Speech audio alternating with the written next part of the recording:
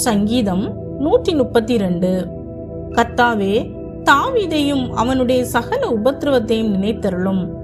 அவன், நான் கர்த்தருக்கு ஒரு இடத்தையும் யாக்கோபின் வல்லவருக்கு ஒரு வாசஸ்தலத்தையும் காணுமட்டும் என் வீடாகிய கூடாரத்தில் பிரவேசிப்பதும் இல்லை, என் படுக்கையாகிய கட்டிலின் மேல் ஏறுவதும் இல்லை. என் கண்களுக்கு நித்திரையையும் என் இமைகளுக்கு உறக்கத்தையும் வரவிடுவதும் இல்லை என்று கர்த்தருக்கு ஆணையிட்டு யாக்கோபின் வல்லவருக்கு பொருத்தனை பண்ணினான். இதோ, நாம் எப்ராத்தாவிலே அதன் செய்தியை கேட்டு வனத்தின் வெளிகளில் அதை கண்டோம். அவருடைய வாசஸ்தலங்களுக்குள் பிரவேசித்து அவர் பாதபடியில் பணிவோம். கர்த்தாவே, உமது வல்லமை விளங்கும் பெட்டியுடன் நீர் உமது தாபர ஸ்தலத்திற்குள் எழுந்தருளும். உம்முடைய ஆசாரியர்கள் நீதியை தரித்து உம்முடைய பரிசுத்தவான்கள் கெம்பீரிப்பார்களாக. நீர் அபிஷேகம் பண்ணிவித்தவனின் முகத்தை உமது தாசனாகிய தாவீது நிமித்தம் புறக்கணியாதிரும்.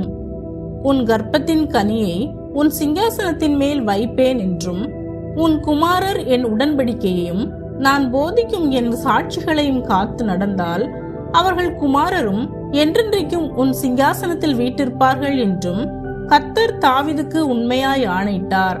அவர் தவற மாட்டார். கர்த்தர் சீயோனை தெரிந்து கொண்டு அது தமக்கு வாசஸ்தலமாகும்படி விரும்பினார். இது என்றென்றைக்கும் நான் தங்கும் இடம். இதை நான் விரும்பினபடியால் இங்கே வாசம் பண்ணுவேன். அதன் ஆகாரத்தை நான் ஆசீர்வதித்து வருவேன். அதன் ஏழைகளை நான் அப்பத்தினால் திருப்தியாக்குவேன். அதன் ஆசாரியர்களுக்கு இரட்சிப்பை உடுத்துவேன். அதில் உள்ள பரிசுத்தவான்கள் மிகவும் கெம்பீரிப்பார்கள். அங்கே தாவீதுக்காக ஒரு கொம்பை முளைக்க பண்ணுவேன். நான் அபிஷேகம் பண்ணிவித்தவனுக்காக ஒரு விளக்கை ஆயத்தம் பண்ணினேன். அவன் சத்துருக்களுக்கு வெட்கத்தை உடுத்துவேன்.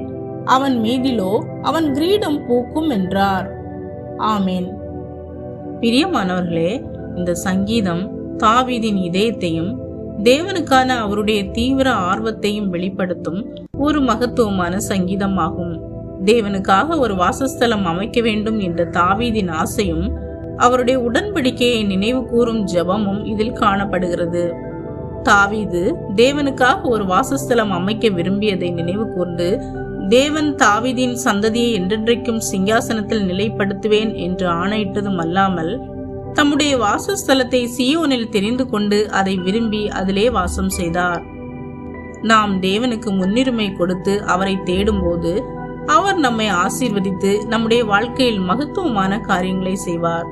ஆகவே தேவனை முதலில் தேடுங்கள், அவருடைய சந்நிதியை நாடுங்கள். அவர் சந்நிதி இருக்கிற இடத்தில் சமாதானமும் ஆசீர்வாதமும் நிரம்பி இருக்கும். அவர் நம்மை ஆசீர்வதித்து நம்முடைய குடும்பத்தையும் தலைமுறைகளையும் உயர்த்துவார். ஆமேன்.